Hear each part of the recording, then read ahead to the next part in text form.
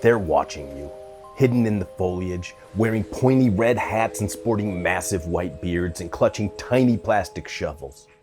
Welcome back to Boss Groves. Today we are looking at the garden gnome as the ultimate symbol of suburban lawn kitsch. But centuries ago, these little guys were a high society status symbol, and before that, people genuinely believed that they were magical creatures protecting the literal dirt you grow your crops in. This is the secret history of garden gnomes. So how did a mythical, earth-dwelling spirit end up as a plastic biker gnome hanging out by your microdwarf tomatoes? Let's dig into the surprisingly bizarre history of the garden gnome. Long before they were mass-produced out of resin, gnomes belonged to European folklore, specifically in Germany, Scandinavia, and Switzerland. But the actual word gnome, it dates back to like the 16th century, and it was coined by a Swiss alchemist named Paracelsus. He called them gnomi or nomai, something like that, drawing from the Greek word for earth dweller. Paracelsus categorized them as like the elemental spirits of the earth. Basically, they could move through solid ground the same way a fish moves through water. According to the legend, these weren't the cute little helpers that we know today. They were fierce, subterranean spirits who guarded hidden treasure, gold, and the deep roots of the earth itself. Superstition said that if you treat them well, they'd use their magic to protect your crops from pests, ward off thieves, and bring good luck to your soil. But if you angered them, well, your harvest was as good as dead.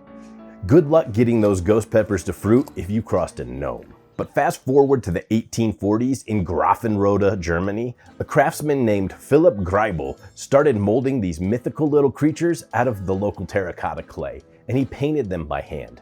He called them Gartenzwerge, literally garden dwarfs. Yes, I know I pronounced that wrong, but that's kind of what I do, okay?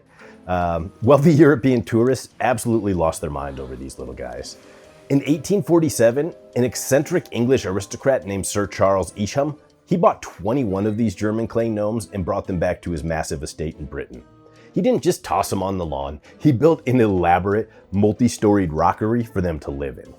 This guy was super into these gnomes. And at the time, this was kind of like the ultimate high society flex.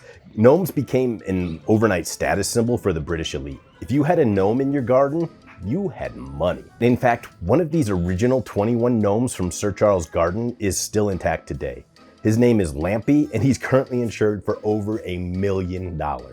Imagine calling up your home insurance and saying, hey, I need to put an extra $1 million of coverage on a dwarf. I don't think it's gonna go over so well. So how did $1 million luxury item become tacky? Well, like a lot of things, the answer is mass production. By the mid-20th century, plastic and resin replaced handcrafted clay. Suddenly, gnomes weren't just for the lords and ladies, they were cheap, they were cheerful, and they were available at every local hardware store in the world. They became kind of the definition of kitsch. It got so bad that the prestigious Chelsea Flower Show actually banned gnomes from their displays for decades, claiming they were too lowbrow. Come on, it's adorable, right?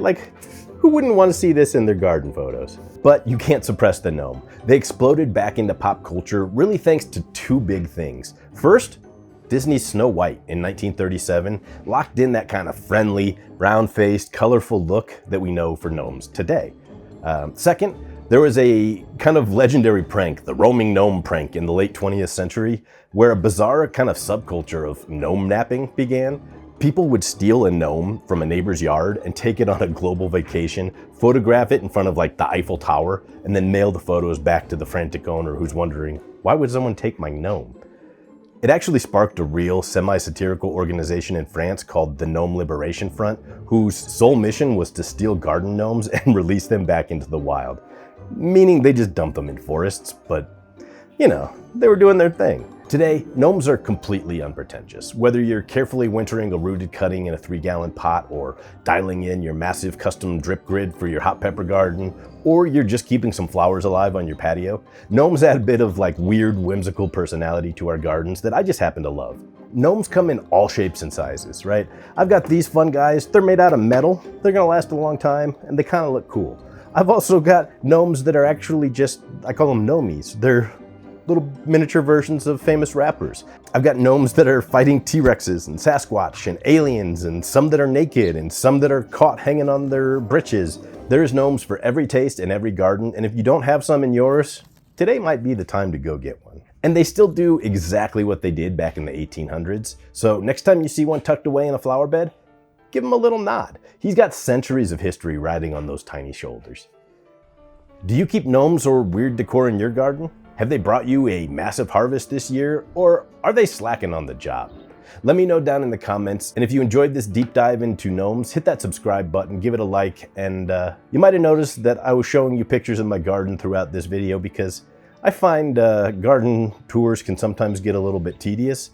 So this was a fun way to see what's growing on, learn a little bit about gnomes, and remember that plants help us grow.